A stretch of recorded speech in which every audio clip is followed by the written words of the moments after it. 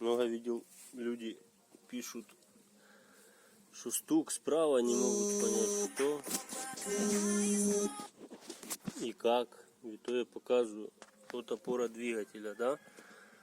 Вот если сюда не влазит ключ зажигания, то значит ей пиздец. Ее надо менять, из-за этого и стучит. Ну, как правило, в основном. Также, когда эта опора устает еще одна опора, которая держит коробку. Вот у меня тоже видно. Она вот здесь вот лопнула. Резина уже, ее тоже надо менять. То есть желательно менять их две, если вторая тоже подуставшая. Вот я поменял эту опору. Ничего теперь нигде не стукает. Перед этим был я тоже на СТО, на одном, на другом, на третьем. Все говорят на ходовку типа.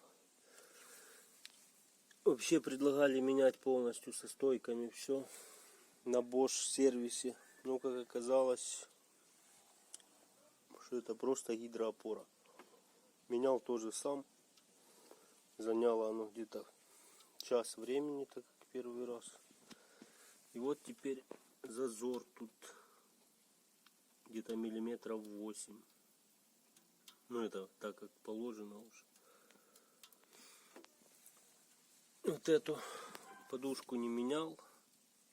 Завтра поеду на СТО ее менять, потому что мне уже впадло тут это все откручивать.